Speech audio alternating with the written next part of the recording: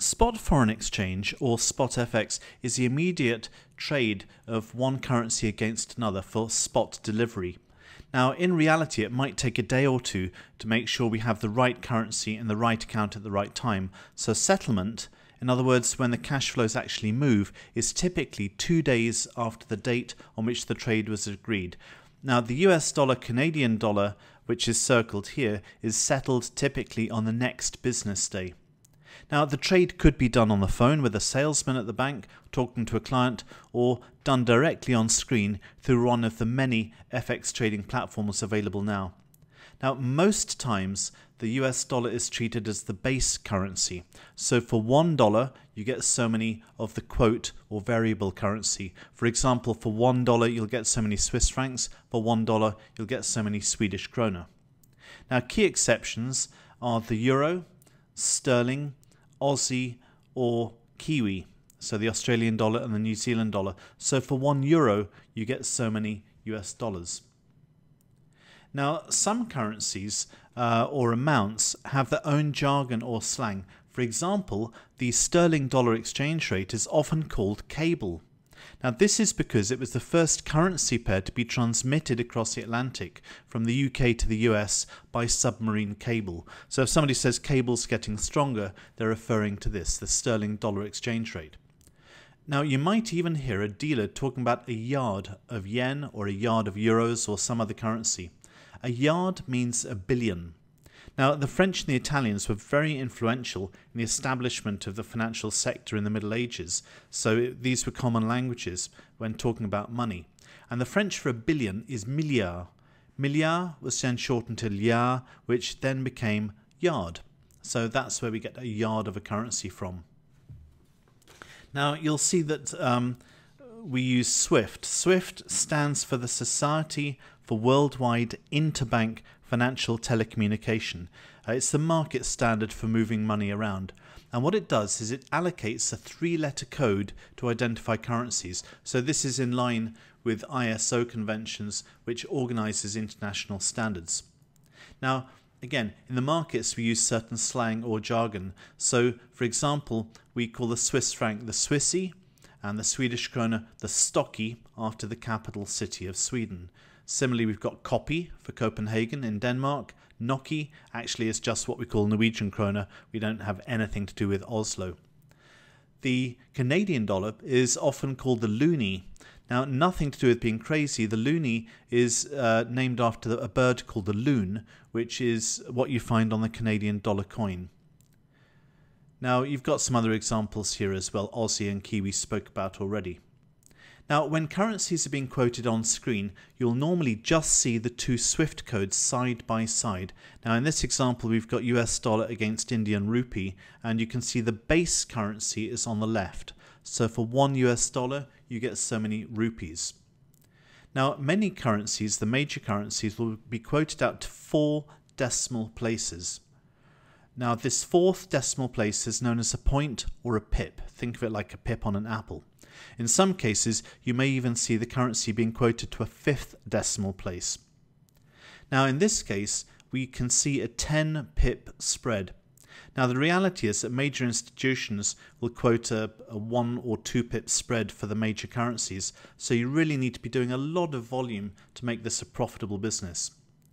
Now, you can see that here I've split the quote into 2 parts. The first part is known as the handle, or showing what we call the big figure.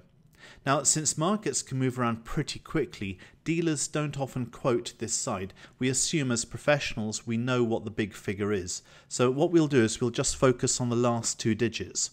So in this quote, the quote would be given as 87.97. We assume we know it's 64.40 something. Now, if there's a volatile market and there's some possible lack of clarity about the handle, then it may be quoted. Now, the bid and the offer always refers to the base currency. The base currency, we said, is always written on the left-hand side. So in this example, dollars. The currency on the right, we said earlier, is known as a variable, or the quote currency, in this case, Indian rupee.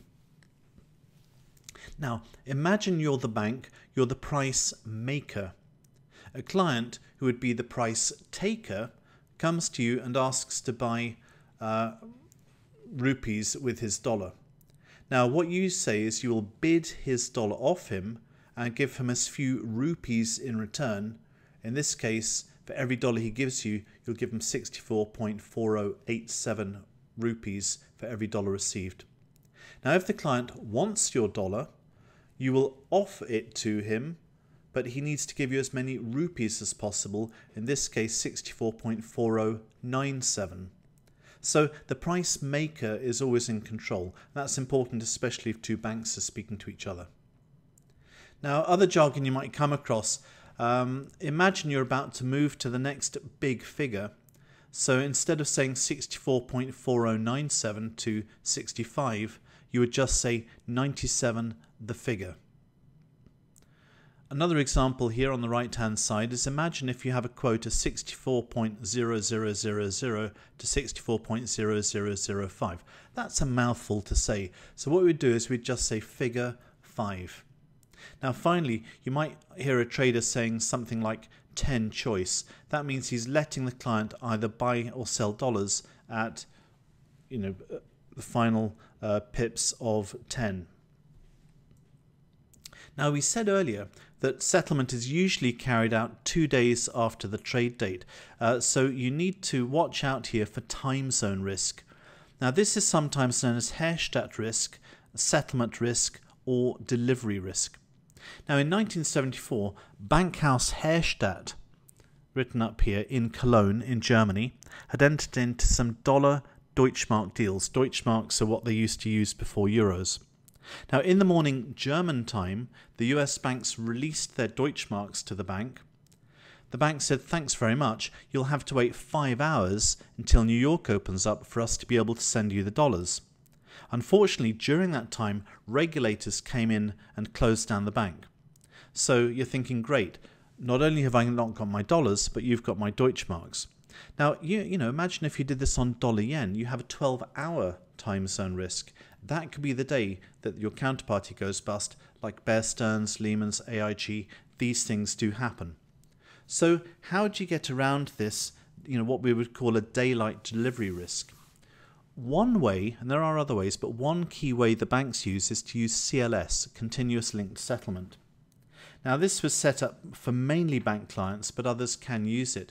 And what happens here is CLS intermediates between institutions on a payment versus payment system.